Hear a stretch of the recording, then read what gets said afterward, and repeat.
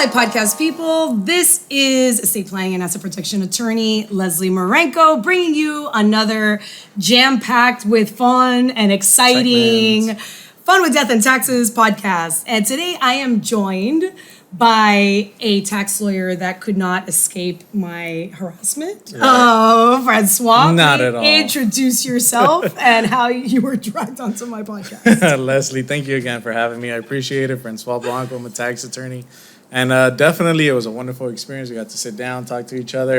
Today we're going to talk about Michael Jackson, but not Michael Jackson like the estate or the kids and who were the baby mamas or any of that usual stuff that we talk about on this podcast. We're going to actually talk about the estate litigation, the tax litigation between the Michael Jackson estate and the IRS.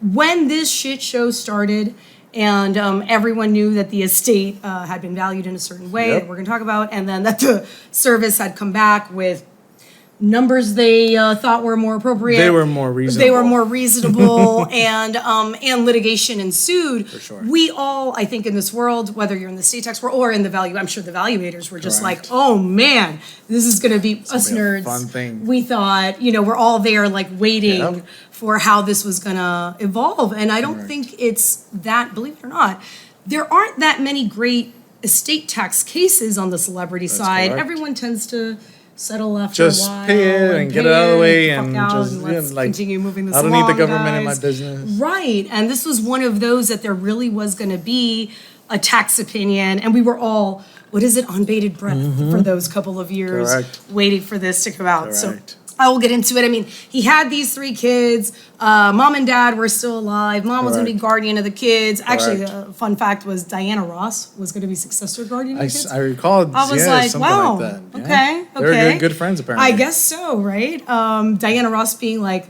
somebody I feel like my mom really loved by the time, we're around the same age. So by the time we came around, Diana Ross wasn't so much of a thing anymore. So maybe this was, a relationship I wasn't aware of by the time this happened.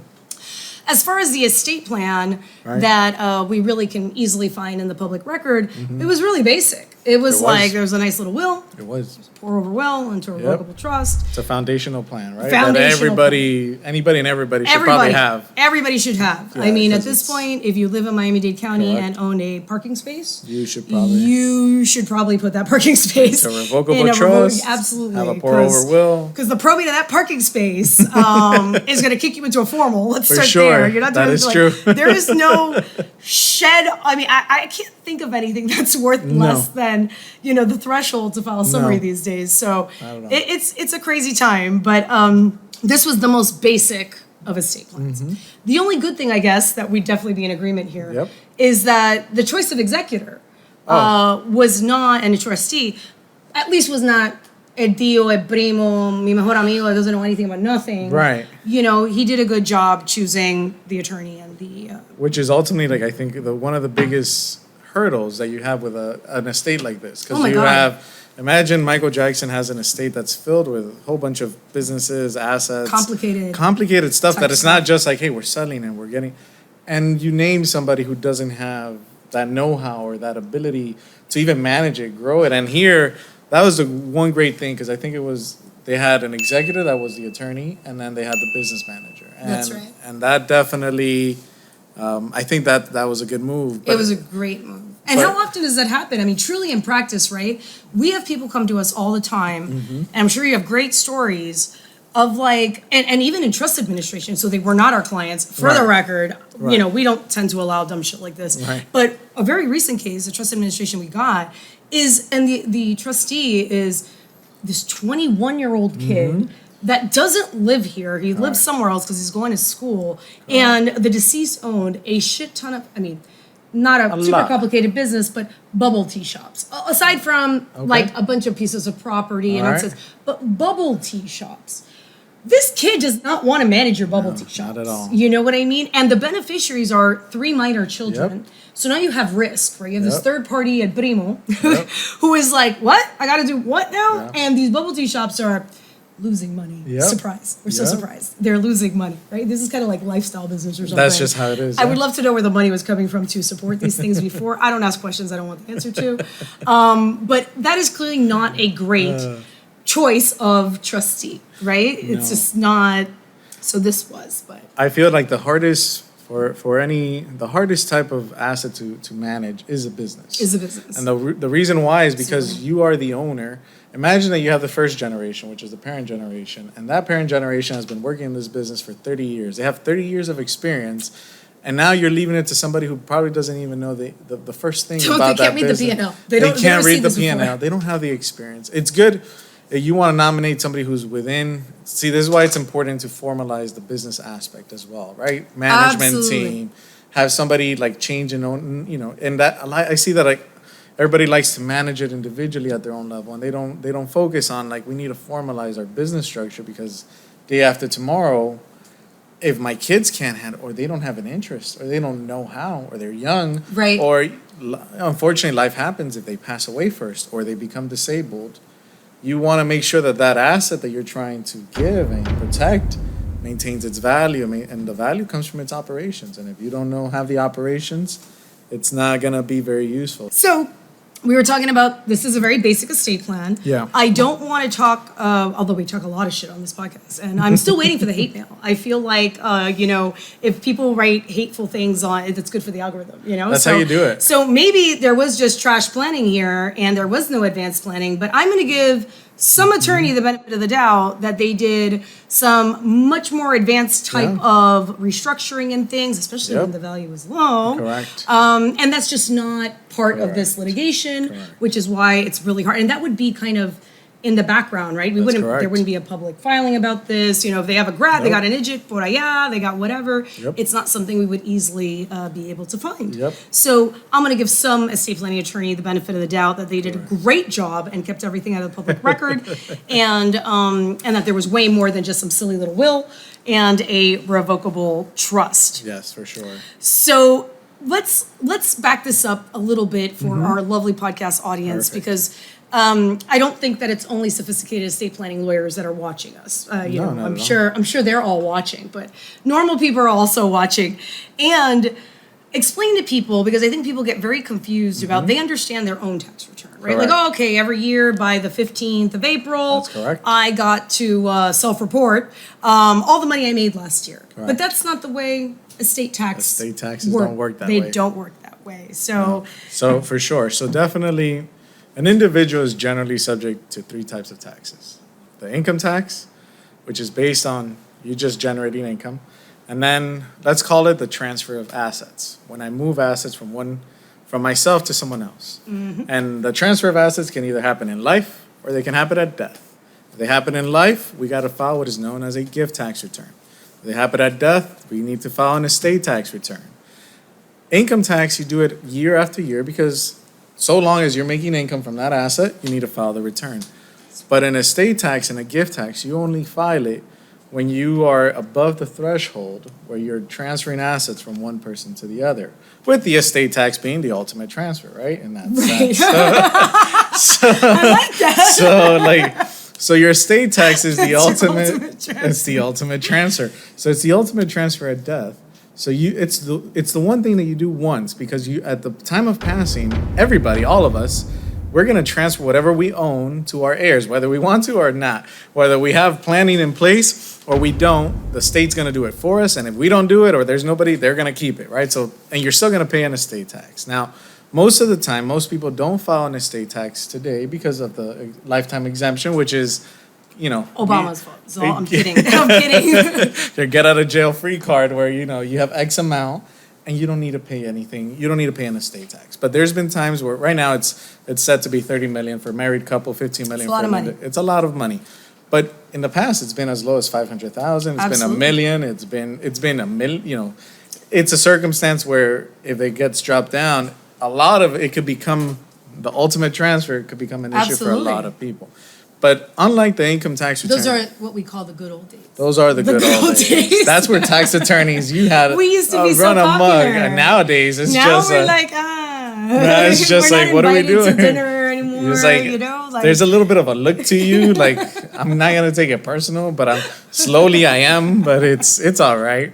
See, this is where I've come, and now I'm a business attorney, not necessarily a tax. Always tax, right? Death and No, taxes. That's what we do. You can't get the tax off you, my friend. No, you can. I You start can't going get the tax into off it. you. So unlike the income tax return, you are filing it year after year because you generate income. But with estate and gift, you only file them when you have that transfer. And a lot of people think it's the same dynamic, but it's not. Because once you pass the transfer, at the estate tax, you have a deadline, 9 months after passing. Which wigs people out, right? Like it's. You think it's a lot of time. Like a It's- baby is born in that thing, Sure, is made in that that time. seems like a lot longer. But Like the baby you're right, being born the baby- seems like it takes yeah. forever to do. But it's not. But man, people die, you blink, and you're like, oh shit, we need an extension. 9 Like, months come in and you're like, we don't have anything. So we have a probable filing date, even though this was nowhere in the 271-page report. I did ask ChatGPT if it was in there because I was like, I'm not reading See, this. that's how you do it. For this one date, right? We have a probable filing date of somewhere around September 2010. So it's filed late. And that means that would put us around end of 2013 because the IRS has a limited amount of time to come back and say the magical words like, this is bullshit. Like, this is absolute bullshit. I think the technical term they use is examination. But yes, the same thing. Yes, they start asking questions is what they start doing. And usually they open it up. I mean, they don't come out guns blazing usually, right? They're usually more innocuous questions. I mean, we don't trust any of these people. Yeah. We know what's going to happen here. Because unlike your regular tax return where there's like, I don't know, whatever percent of compliance is like nothing. Exactly. Right? There will be someone reviewing this. There is 100% compliance on your 706. And particularly, Isn't that fun? particularly now that the exemption is so high. So everybody who's filing it either they're just doing it for the portability to move one to the other, or they have an estate. There's a lot to be gained. There's Correct. a lot to be gained. And the IRS last report I ever read, which is a long time ago, but they used to issue these reports of like their litigation department, how much recovery, how much ROI, which I thought was fascinating. People think of like, federal government wastage, whatever. They had like a 10-time ROI on every dollar On the estate. they spend going after you. They collect 10 times that amount. And I was like, fuck, that's a really great group of professionals. I mean, that's a great, statistic for them. And the problem with that is that income tax is actually a lot harder tax to audit because there's so many of us and there's so many income can go through. Absolutely. It's not a closed circuit, as I say. Exactly. Like estate tax is a just like it's this bubble, it's this universe of tax, and there are very kind of maybe the word's not established, but there's pretty decent rules that we're gonna try to fuck around with. But like these are the rules, right? Income tax world is like what the other 5 million pages of the tax code is. You get a Mercedes And or a it's G-Wagon, you can deduct it. You can't do that on the estate tax, unfortunately. As a matter of fact. But the math is a little bit there, right? Because on the estate tax, Absolutely. on income, you're looking at income minus expenses, taxable income, tax. And all that's very factual. And that's all, Factual shit is very difficult and expensive to litigate, right? Like, and we're going to see lots of factual shit here, and we're going to see what that looks like too on the valuation side. But for sure, income tax audits are like, mira, siéntense, que we're going to be here a long time with the drawer of receipts or whatever, and everything else like in the old days of what you think of as the movies. That's not what this is. No, this is totally different ball game because this here, you definitely understand that these persons have assets, they have liabilities.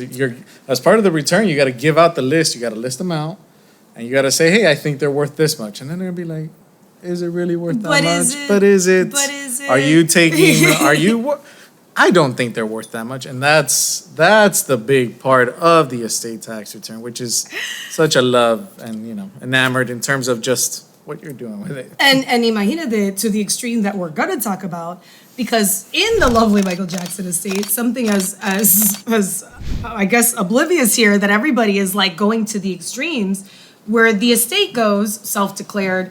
The image and likeness of Michael Jackson is worth $2,000 pesos. What is that? $2,000, I guess. Is that what they put? Maybe. I mean, literally, to have the balls, guys. $2,000. To have the balls. I mean, I really, whatever, the attorney was. And I always say there are 706s that maybe you can get your CPA to file, and there's nothing, CPAs are, there's CPAs that absolutely play in that space, and they absolutely know what they're doing. But remember, guys, there's no privilege with your CPA. Yep. And positions are being taken on these tax returns, I think, that are more egregious sometimes than anything else. And we know that because we know how we're going to play this game. Correct. Right? So it's not that you can't, hire Price Waterhouse. Right. But I don't think that's the same, I know that's not the same thing as hiring an attorney that is going to look at this very, very differently. Or hire your attorney to hire Price. And that's absolutely right. You're going to hire the attorney to hire the accountant, and the evaluator, and everyone else. And everybody on the team. And everyone else, right? So when the Michael Jackson estate came up with a whopping $2,105. I try to be humble. I was really like, wow. do. Wow. I think your likeness might be worth more than that. I was estimating. If I had an image in likeness, you are now I would on this podcast. I came on here and I know that thing bumped up. You're like, are you kidding me? I got at least $10 on that. 2,105. You could put maybe like your face on a T-shirt, and I think with like I got some it. saying and get on like Instagram, and it might be worth than like than that, right? So I was like, man, this attorney was very ballsy. It was very, very ballsy. Now, we're going to talk a lot more about how those numbers came to be. Correct. Their position, of course, being that, hey, at this point, we're thinking of 2009 when he passed away. Correct. What's going on at that time, right? We have a lot of people coming forward saying, whatever, he's a pedophile or he was in the bed with my kid. Or there's a lot of court issues. Of course, this is all allegedly. He was never found guilty in any criminal whatever. I don't need the estate coming after me. And so there's all of that going on. We know he's in massive debt. Everything is leveraged. For that show that later became whatever. What was it? The movie that later took off. And so I had heard that he invested a lot of his own money and put himself into a lot of debt to create that production. For the documentary. And then that later became the documentary. After of his production shows. Of his production. So a lot of debt, right? And all of this is depressing. I think he had that estate, not estate, but a land. The Neverland. Neverland. Which that is had it in foreclosure or something? Like, it cost $1 zillion to operate. To maintain. It was like a mini Disney kind of situation. Right. So just the electric bill was more than any of our mortgages. Correct. Like it's kind of crazy. But so and of course that's how they're coming up with certain numbers. But even when you take into account, all of that, right? Like, to think that the likeness of Michael Jackson, whatever that is in that moment, is going to be $2,000. It's a smell test, guys. My old boss used, what is it? Pigs get fed, hogs get slaughtered. I could never make such a determination of like his value and your likeness, your. No way, $2,000. Like that's just crazy. That is just you crazy. Were, in our eyes, he was up here, but his debt brought him down here. So we're gonna just 2,000. So we're gonna say 2,000 above zero. That's where we're gonna be.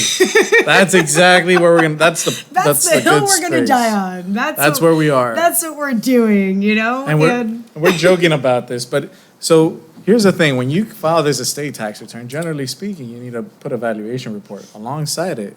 And so a lot of the things, it's like, this is not something that he shouldn't have, he didn't just make up this number. No. You should have somebody who comes in. That's where it takes a lot of more than the 9 months. You have people coming in, because after you do the list of assets and liabilities, you got to have people, well, what is this really worth? Right. And our opinion of what's worth it, IRS is not interested in. So you imagine that little report? Well, so it's like, so evaluator, so his image and likeness. Known worldwide as the king of pop.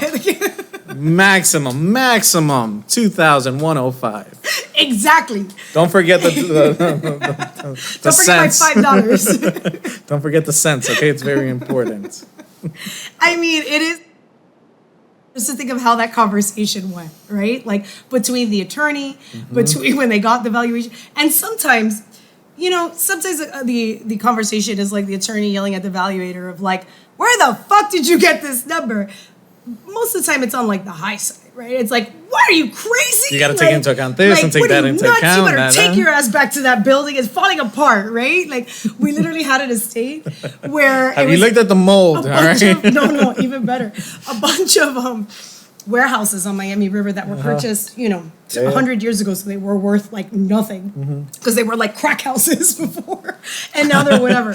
One of them was empty, and all of a sudden, like in the middle of like dad dying, we get like a demand letter by Amanda Demanda. Oh my God. Which is even more funny because I'll go to places and I know I can't wear pink because somebody will come up to you and be like, Amanda, how are you? I'll be like, no, wrong I'm like, one. She's so much more successful than this. Is not funny. Like, you know what I mean? Like, God, I need to meet this girl. I need to meet this girl because, like, man. So she literally sends a demand letter. And I was like, are you kidding me? Because some homeless guy got hurt.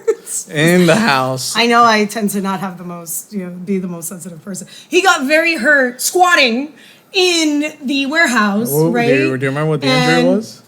Something fell on him. Something fell on it. This thing is like total disrepair, Gotcha. right? So I remember when the valuation report came back, and I shouldn't mention his name because he's kind of let's just call him Jose. Let's call him Jose. I remember calling Jose and going like, pero tú estás loco, like, because it was like $1 gazillion, right. And I was like, this shit is full. I'm like, I know you didn't go down there. Right. I know you didn't go down there. Did you take a drive? Because not only is this thing falling apart, right? We are getting sued because and he was like, the homeless moved in. I'm like, yes.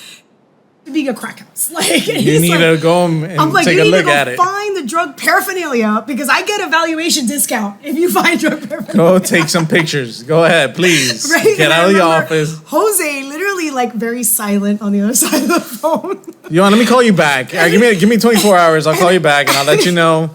And Jose hung up the phone. I'm like, oh man, if they ever put Jose on the stand, he's gonna be like, I was yelled at by the attorney. I was told to go back down there. Like, I saw it like playing out in real time of like, oh shit. All right, first of all, I think if you're not doing that for your client, what are you doing? What are you doing? What are they for? That's what you're being paid for. You pay me to bully your appraiser. Because here's the thing, we look at the valuation companies, they're coming in and they're just like, okay, a house on address, we'll look it up on Google Maps, square foot, what's the square foot in the area, boom, done, out. And sometimes you gotta look at issues just like that and come in, there's black mold and Chinese drywall, and guess what? We got a crack house. It's been condemned by the state, so there's really zero valuation. So it's actually a liability. It's actually like we need to get a police tape around there and security. So before anyone else sues us. And that's a lot of the valuation stuff. A lot of valuation. Valuation is an art and a science and a math problem, it's many things. And we have, of course, different valuators for different things, Correct. right? We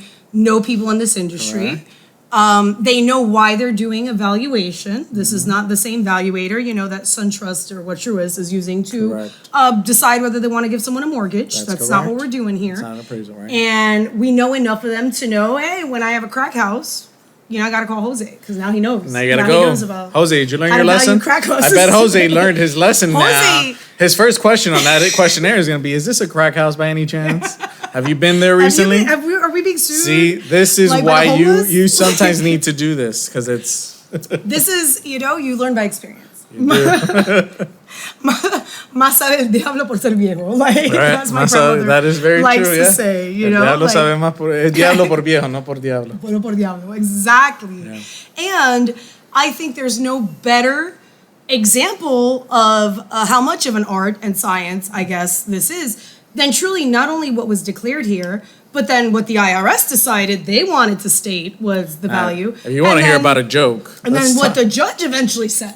That is true. Is the value, which nothing lines up anywhere. Nothing lines up. So let me see if I'm reading this number. It's fantastic. It has like 3 commas in here. So I want to make sure it's $434,264,000. So I'm the Michael Jackson estate, and I say his face, forever, likeness, and image is only worth $2,105. And you, IRS commissioner, what do you say? It's worth $500 million. $500 million. $500 million. We're on the taxpayer side, but also on the IRS side. I mean, and it there's goes a both limit, ways. guys. It goes both ways. There's now, a limit. Is it half a billion? Would you say? Is it half a billion? I mean, Is it? No. It's Michael Jackson. It's the king of pop. He's the king of pop.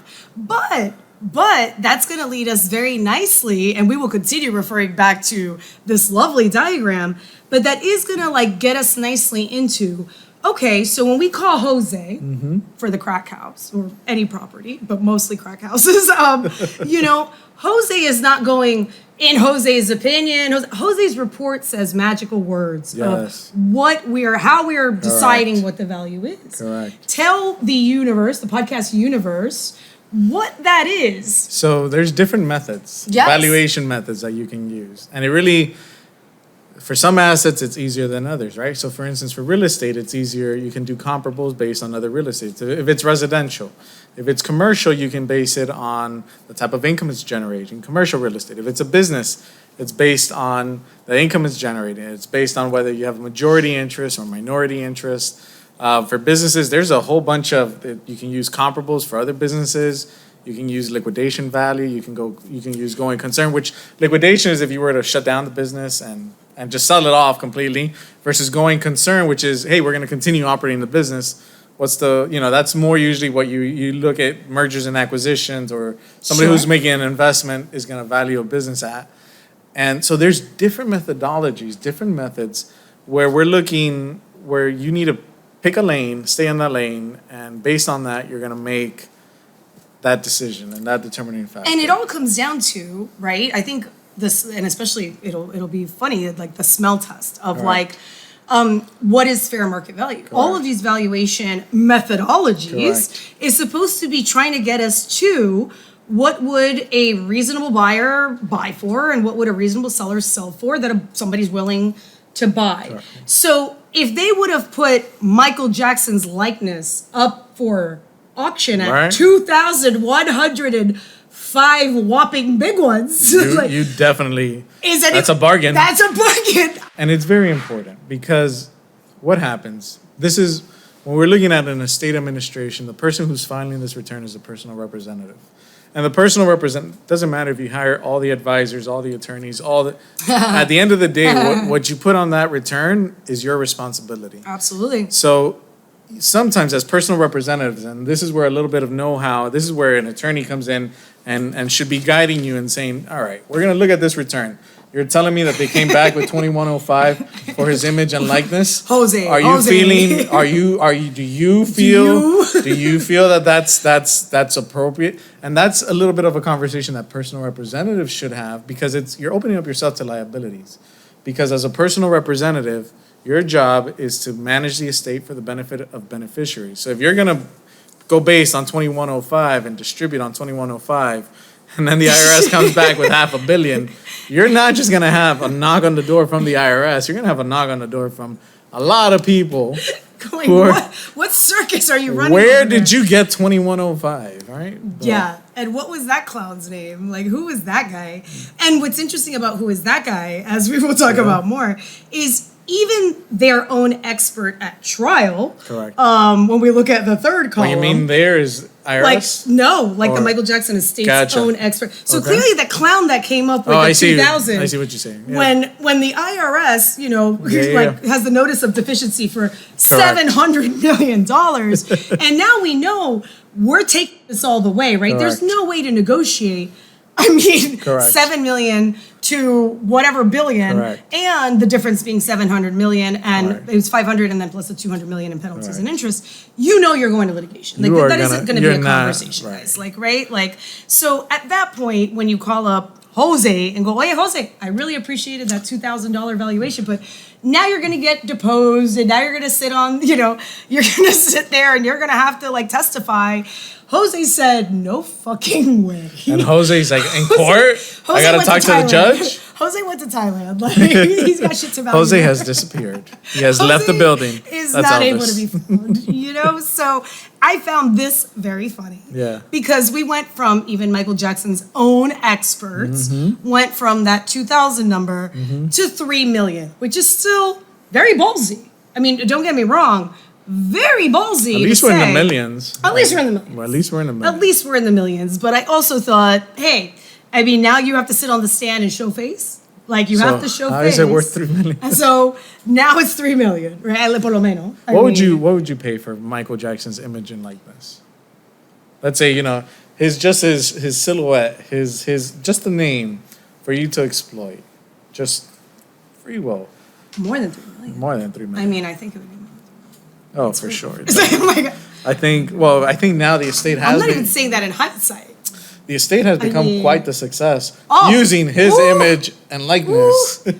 I think it has. It generates what? Ooh, yes, it has. I don't know how much it was And they generated. tried to say that. I mean, we're getting ahead of ourselves, but like, they absolutely tried years later, right, to be like, look how right we are, or were, right? Even though that fair market value is supposed to be date of death, right? It's not supposed to be, my old boss used to say, we value it, he died on Tuesday, we value it on Tuesday. I don't want to hear about Wednesday. Correct. Exactly. Unless the stock tanked within 6 months. That's when we worry. I don't want to hear about Wednesday. I only care about Tuesday. Right? The date of death. That is exactly it. But they did try to say, the commissioner of the IRS did try to say something like, well, the evidence of how right we were about what the value was even then was look how well they fucking done. Correct. And that judge shut that shit down. Like, if we're going to go that's very slippery slope. That shit is totally arbitrary. We cannot, start looking at what is it going to do in the future. And I actually thought this is the first time, and I don't know if you know of any case law. Let me actually read the actual sentence that this judge said, because I was like, man, that first, so post-death events generally cannot be considered unless they were reasonably foreseeable at death. Correct. Okay? That to me is still pretty fucking vague. Oh, if you very think about facts it, right? and circumstances. Because is it not reasonable, just like I just said, I am more than happy to pay more than $3 million for the pedophile's freaking whatever on a t-shirt, okay? Like, it's Michael Jackson, guys, like, for real. So to me, it is reasonably foreseeable. Correct. And of course, we represent taxpayers, so we would never say that out loud. But it is reasonably foreseeable that this is going to be worth a whole lot more money, right? But then they went on in there to actually talk about certain instances that it's not just reasonably foreseeable. I think this judge actually was very pro taxpayer, right? Because it was like, it's not reasonably foreseeable that there will be a movie. Or will be a documentary. That's understood. It already has to be being released. Correct. It already has to be in the works. Correct. Exactly. And I was like, I don't remember a case that I like a case law now, like, or even a PLR or anything that has ever given me such specifics that were like, boom, if the movie is not done and ready to be released, it's not foreseeable to count what that's worth. Correct. Because nobody would buy it. Nobody would buy it. And I'm like, wow, because of course there's going to be a fucking movie. There's going to be everything. And of course there's going to be a documentary. For any celebrity. And of course there's going to be everything. Like, Correct. There's going to be all of it. As we all understand this. Like, and I was like, damn, that was I like lines in the sand. Of course, we all, as attorneys, like guidance that is pretty. It's very nice. It's I just wasn't expecting it from a tax court, really, I guess. And the benefit, I guess the benefit of all this, and why is it the date of death? Because really the estate at the time of death was in shambles. And it was going down, it was in debt, it had judgments. But the only reason it was able to pull itself out over the last 20 years, 15 years, because he died in 2010, right? It was because the executors, the people administrating, did a great job. One were professionals. It was the attorney and the business manager. So the business manager who managed him during life continued to manage his image and likeness. That guy was like, this is my moment. Now I'm going to rehabilitate this shit. And we're going to rehabilitate everything. And they're still staying on. That's the other power struggle, right? Because now you have an executor who's on this. But imagine the beneficiaries, which is mom and the kids. They're more than happy to have this guy run the thing. Yes. Because it's still paying out money, right? And that's where I see a lot of people are trying to be, penny wise, pound foolish. Where it's like, why are we going to have a professional come in? Why are we going to do this? Why are we going to focus on it? Because you have people in the industry who have that expertise that can push an estate out of debt into success. Right now, I think major success. it was making about roughly maybe 900 million a year based on something on just its recent, on 2022. You were talking about 15 years. The image and likeness that was worth 2105 is generating $900 million in 15 years after this man has died. And a lot of that is, yes, it was Michael Jackson, King of Pop, but a lot of that, you need to learn how to move stuff. Oh my God. And sometimes, and even if you're paying 10%, 20%, let's say this person is paying whatever to this business manager. At the end of the day, it would be a lot more than whatever it is that you're paying at that point. Absolutely. Right? And I at least have the experience with a lot of families where and you don't need there's some families that don't want to have professionals so into the mix. I don't want to name them as trustee or executor or anything like that, because I would prefer to have a family in the family. But you can have them as a protector. You can have them as an advisor. You can do an advisory committee where you can bring a person in and they're giving advice, and there's very different mechanisms that you can put into place that help solve this issue. And I think that was, between all the stuff that was wrong with the plan, I think that was the best thing that could have happened. Put his attorney to handle the legal stuff, put the business manager to run the business. They've been doing it for 15 years.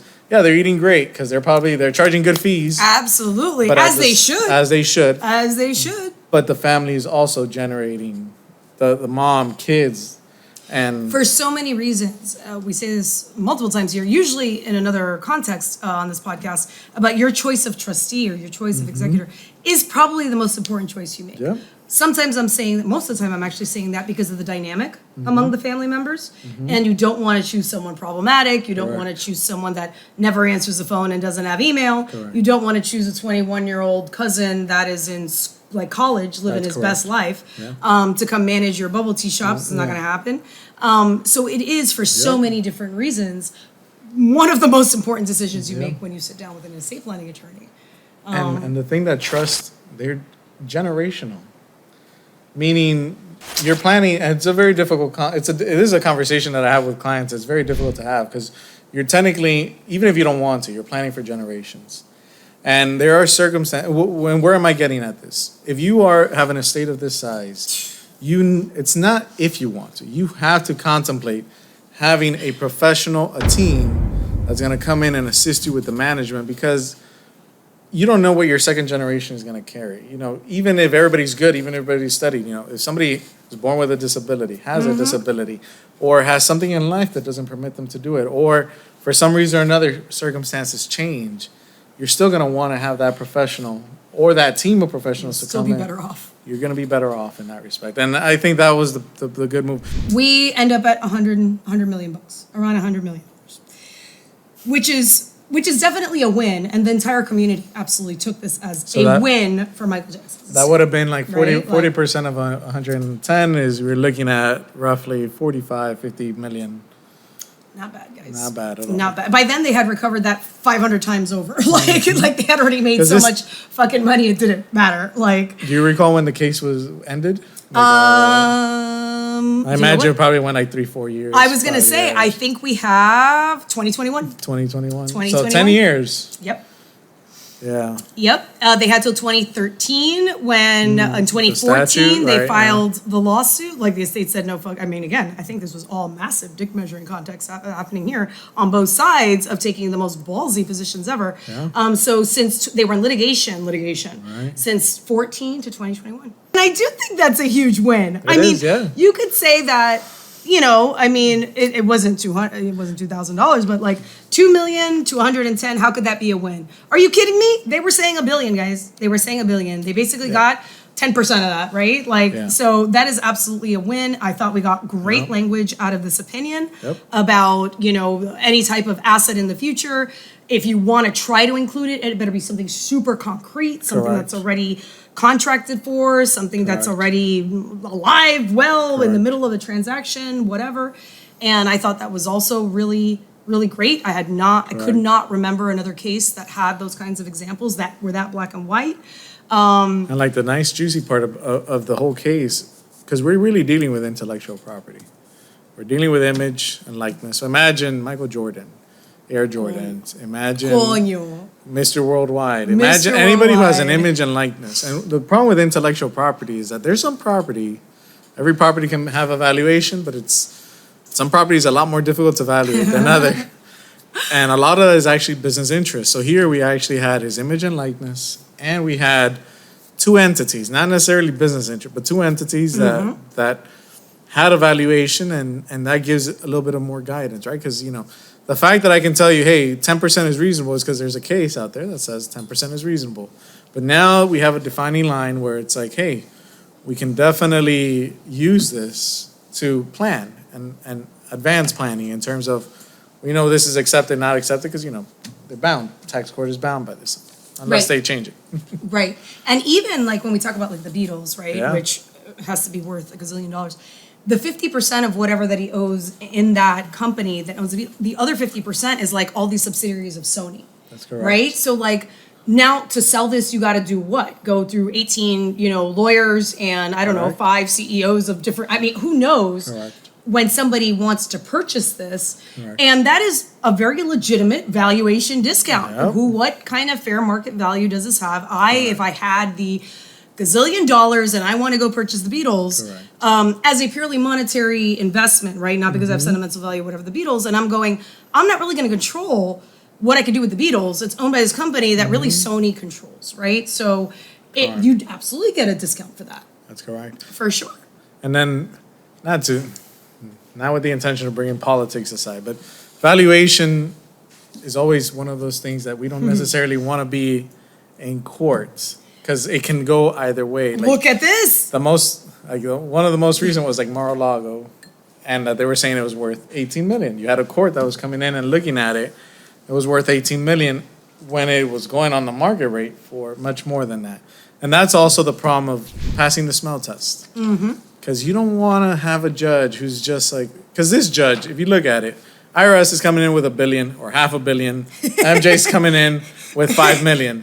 And the judge is like, all right, let's keep it at 100. Next. Because it's not like.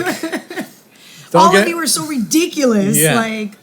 And MJ's, that they have that estate to be able to go through that. Who knows? Maybe they didn't, right? Because at that point they were having difficulties. But it's something that you want to keep in mind, because you definitely, in your planning and advisory, you want to make sure that do you want your money to go to legal fees, or do you want your money to actually go to your beneficiaries? And a lot of that is coming into play, and because courts are wild with respect to whoever they are. Yeah. So in that sense. Yeah.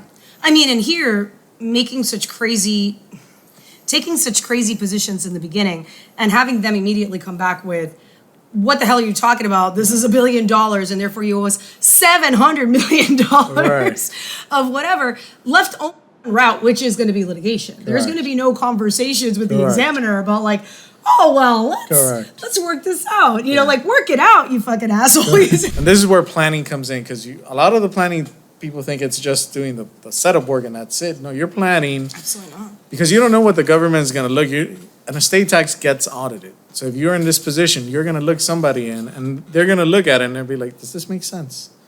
If it makes sense, they're going to let it go, and they're not going to. If it doesn't make sense, they're going to be like, what the hell are they doing? And that's a little bit of the situation. But yeah, sometimes it happens, but more often than not, right? More often than not, you're good to go on that. So yeah, it's like one of my associates loves to tell clients, when we see somebody is approaching, let's say, that 30 million, and they're a business owner and they have whatever, and we start talking to them for the first time about some type of estate tax planning, and they're like, no, but just kidding, my business isn't worth, they immediately start backtracking.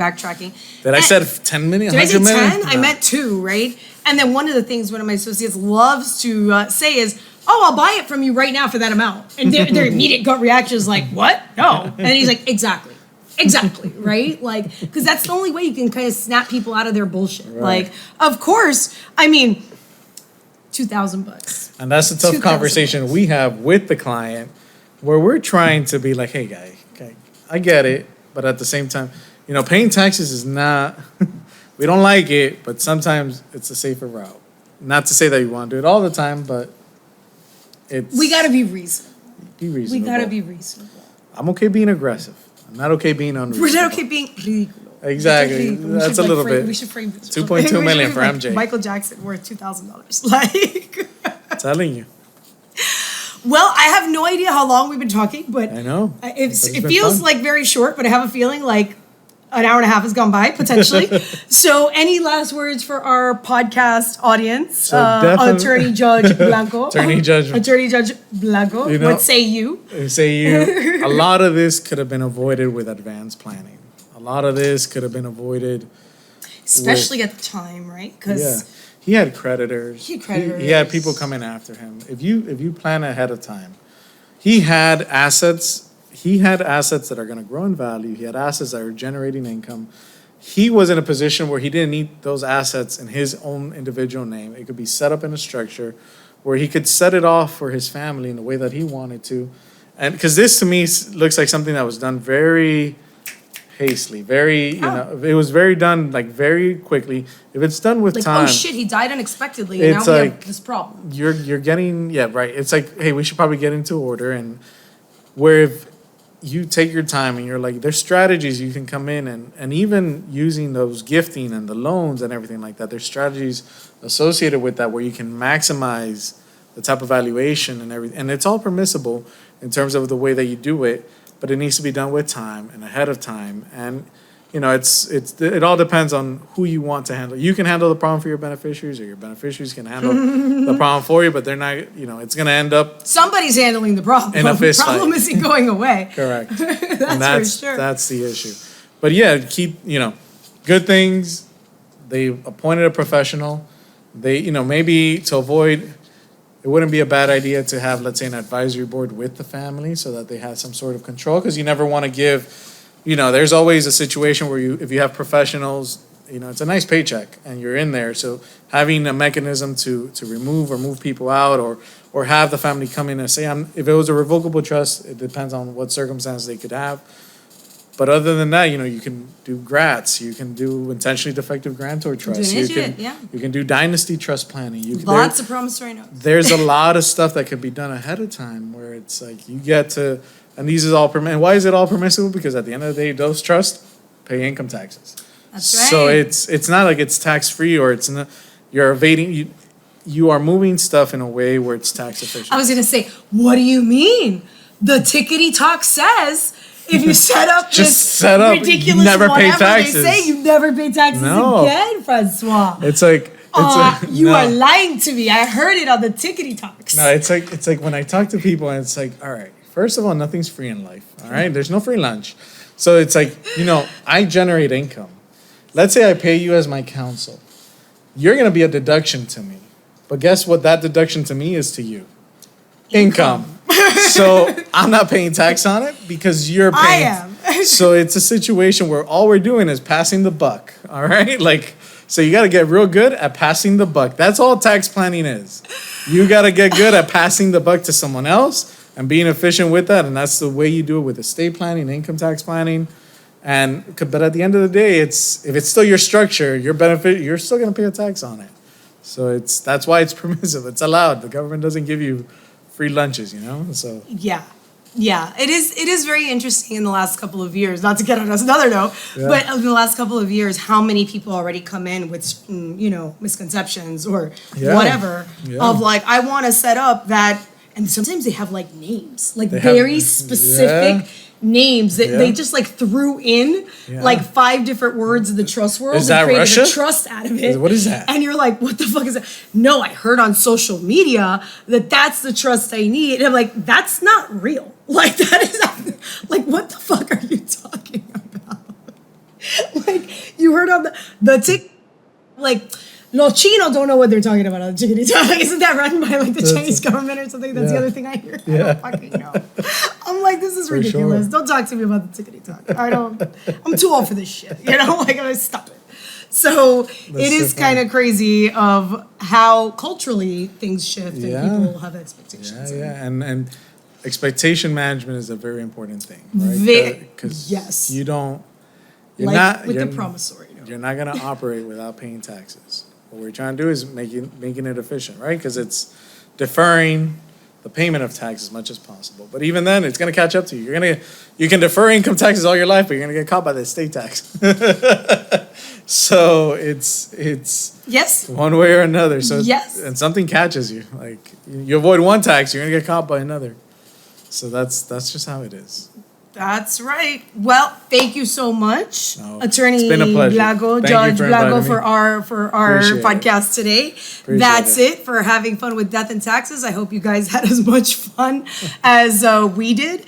And remember, whether you're a celebrity or not, you have to plan ahead, Yep. as you said. So you can die happy and pay fast tax. Whether you have billions of dollars or whether you just have the parking space in Hialeah that's still worth $2 million. That's still worth. That's more than that. It estate still right has there. to transfer. It still still has to transfer one way or another. Don't forget to follow us on LinkedIn. For sure. Do you have LinkedIn, Facebook? Facebook, Instagram, X? all the way. Oh, you have the MySpace too. Instagram. It works out Oh, well. yes, of course. MySpace, you on Is that? that still around? That's still a thing, yeah.